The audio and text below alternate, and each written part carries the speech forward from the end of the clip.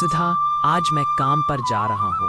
दिन में जो मजदूरी मिलेगी उन पैसों से कंबल और कुछ राशन खरीद कर ले आऊंगा। अच्छा जी, ठीक है, ध्यान रखना और समय पर घर आ जाना।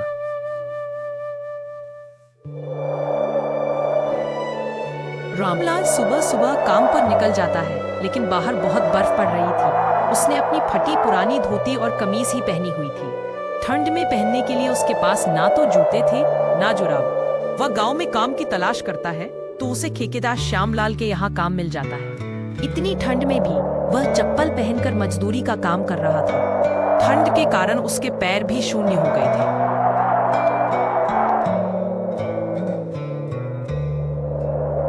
अरे रामलाल, तुम्हारे पैर तो बहुत ज्यादा सूज गए हैं। इस तरह तो तुम ठंड में बीमार पड़ जाओगे। तुम अपने लिए एक जोड़ी जूते और एक स्वेटर क्यों नहीं खरीद लेते? नहीं साहब, मेरे पास इतने पैसे नहीं हैं जिससे कि मैं खुद के लिए स्वेटर और जूते खरीद सकूं। आज जो पैसे कमाऊं उनसे बच्चों के लिए कंबल और राशन खरीदना है।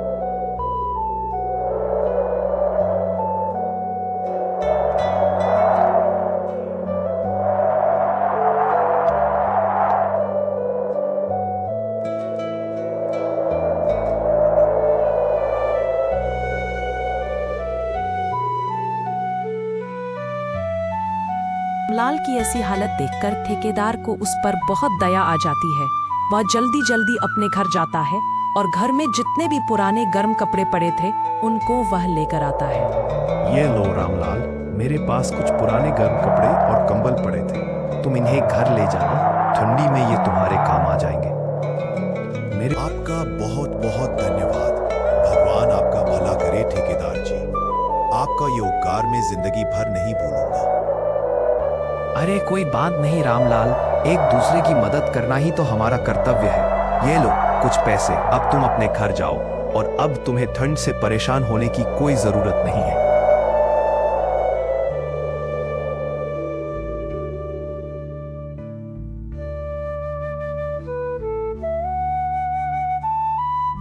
रामलाल अपने घर जाता है, अपने बच्चों और पत्नी को ठेकेदार द्वारा दिए गए गर्म कपड़े देता है तो उसकी पत्नी और बच्चे बहुत खुश हो जाते हैं।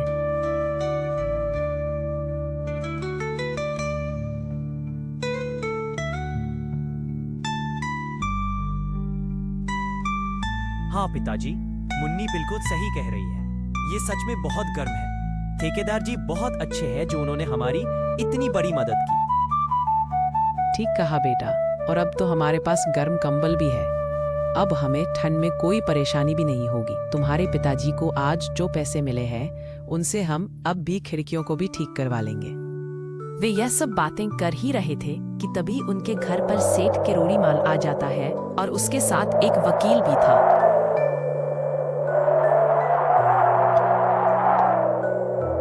आइए आइए सेठ जी, आज कैसे आना हुआ और ये आप साथ में वकील लेकर क्यों आए हो? अरे इनको तो मैं साथ इसलिए लेकर आया हूँ क्योंकि मुझे ये घर खाली करवाना है, क्योंकि जिस घर में तुम रह रहे हो वो मेरा है। अरे सेठ जी, आप ये क्या कह रहे हो? ये घर आपका कब से हो गया? अरे तू इन कागजों को आंख खोलकर देख, इस पर तेरे दस्तखत और अंगूठे के निशान हैं। तेरे घर और जमीन अब मेरे हो चुके हैं क्योंकि तूने अपनी बेटी के इलाज के लिए जो पैसे मुझसे उधार लिए थे वो अभी तक नहीं चुकाए हैं। इसलिए मुझे साथ में ये वकील लेकर आना पड़ा। अरे सेठ जी, आप ये कैसी बातें कर रहे हो? जमीन और घर को लेकर तो हमारी कोई बात ही नहीं हुई थी। अब मेरे सामने ज्यादा नाटक मत कर। चुपचाप यहाँ से अपना सामान लेकर निकल जा, फिर जेल में चक्की पीसते रहना। सेठ किरोड़ीमल की बात सुनकर रामलाल बहुत डर जाता है और समझ जाता है कि सेठ ने उसके साथ कितना बड़ा धोखा किया है। लेकिन अब वह बेचारा कुछ भी नहीं कर सकता था। बाहर ठंड और बर्फ पड़ रही थी, फिर भी उस बेचारे को उस कड़के की ठंड में अपने परिवार को लेकर घर से निकलना पड़ता है। अब हम क्या करेंगे जी? कहाँ जाएंगे इतनी ठंड में? अगर बच्चे दोबारा बीमार हो गए तो हम क्या करेंगे? अब क्या बताऊं भाग्यवान, भगवान भी हम जैसे लोगों की ही परीक्षा लेता है। जो लोग सेठ की रोड़ी मल की तरह गलत करते हैं वह अपने घर में ऐश करते हैं और हम ईमानदार लोगों को ऐसा समय देखना पड़ता है।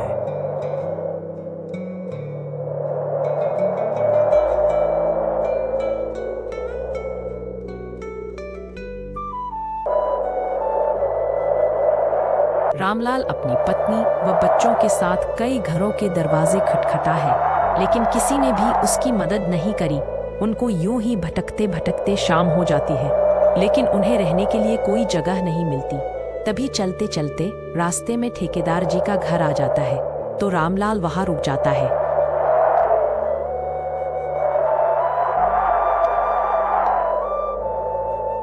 यह ठेकेदार जी का घर है। सुधा, इस समय मैं उनको परेशान तो नहीं करना चाहता, लेकिन हमने उनसे मदद नहीं मांगी तो हम इस कड़ाके की ठंड में जिंदा नहीं बच पाएंगे। चलो उनके घर का दरवाजा खटखटाएं। रामलाल ठेकेदार को अपने साथ जो जो हुआ सब बताता है। अरे ये सेठ किरोड़ी माल तो बहुत ही नीच आदमी है। उसको आप लोगों पर जरा भी दया नहीं आई। लेकिन तुम चिंता मत करो, जब तक तुम्हारे रहने का कोई इंतजाम नहीं हो जाता तब तक तुम मेरे घर के पीछे वाले कमरे में रह सकते हो। ठेकेदार की यह बातें सुनकर रामलाल भावुक हो जाता है। ठेकेदार साहब रामलाल को अपने घर के पीछे वाला कमरा रहने के लिए दे देते हैं। वह कमरा उनके पिछले वाले घर से बहुत ज्यादा अच्छा और गर्म था, और वहाँ पर बिस्तर और कंबल की भी सुविधा थी। ठेकेदार साहब सचमुच बहुत अच्छे हैं। जहां सेठ किरोड़ी माल ने हमारे साथ इतना बड़ा धोखा किया, वहीं अनजान ठेकेदार साहब ने हमारी कितनी मदद की। पर जी मुझे ऐसा क्यों लगता है कि ये लोग अनजान नहीं है। हमारा इनसे कोई ना कोई तो रिश्ता जरूर है। क्या पता हमारा पिछले जन्म में इनसे कुछ रिश्ता रहा हो, जिस कारण ये हमसे बिल्कुल अपनों की तरह व्यवहार कर रहे हैं। भाग्यवान देखो ना, आज कितने दिनों के बाद हमारे बच्चे चैन से सो रहे हैं, वरना ठंड के कारण बेचारे किस तरह ठिठुरते रहते थे। आज वे सब काफी समय बाद चैन की नींद सोते।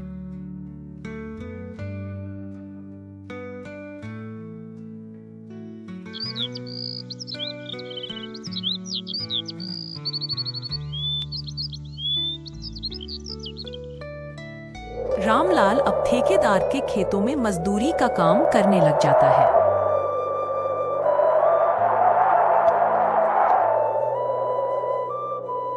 वहीं सुधा ठेकेदार साहब के घर में उसकी पत्नी का कामों में हाथ पनता आती है।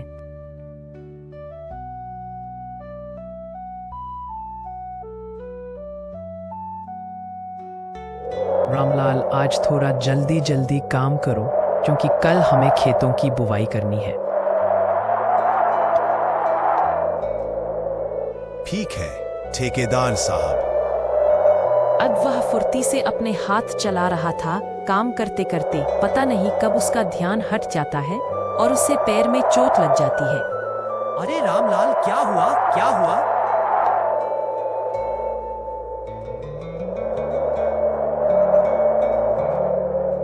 ठेकेदार रामलाल के पास आकर देखता है कि उसके पैर से बहुत ज्यादा खून बह रहा है। इतना ज्यादा खून निकलता देख ठेकेदार बहुत घबरा जाता है और वह जल्दी जल्दी रामलाल की पट्टी करता है। तभी उसकी नजर रामलाल के हाथ पर पड़ती है, जहां रामलाल और श्यामलाल नाम लिखा हुआ था। जब वह उसे ध्यान से देखता है तो सब समझ जाता है। रामलाल उसका छोटा भाई था, जो बचपन में कुंभ के मेले में खो गया था। ये देख ठेकेदार श्यामलाल की आंखों में पानी आ जाता है और वह अपने भाई रामलाल को तुरंत अब सीने से लगा लेता है। इतने दिन तू कहाँ था मेरे भाई? हमने तुमको कहाँ कहाँ नहीं ढूंढा। मुझे तो कुछ भी याद नहीं है भाई। बस इतना याद है कि मैं बचपन से एक ढाबे पर काम कर रहा था। उससे जो कमाई हुई, थोड़ी बहुत जमीन खरीद ली और शादी कर ली। मैं तो अपने परिवार का नाम तक भूल चुका हूँ। लेकिन आज आपकी बदौलत सब याद आ गया। भला हो इस ठंड का जिसके कारण यह सब हुआ, और इस ठंड के चलते मुझे मेरा खोया हुआ परिवार मिल गया। रामलाल के मिल जाने के बाद सब लोग बहुत खुश थे और सेठ किरोड़ीमल के खिलाफ केस भी दर्ज करवाते हैं। श्यामलाल का बेटा सोहन, जो एक वकील बन चुका था, केस लड़ता है और उन्हें उनके घर और जमीन वापस दिलाता है। गरीबी और इस ठंड की वजह से रामलाल को उसका परिवार मिल जाता है और वे खुशी खुशी अपना जीवन व्यतीत करने लगते हैं।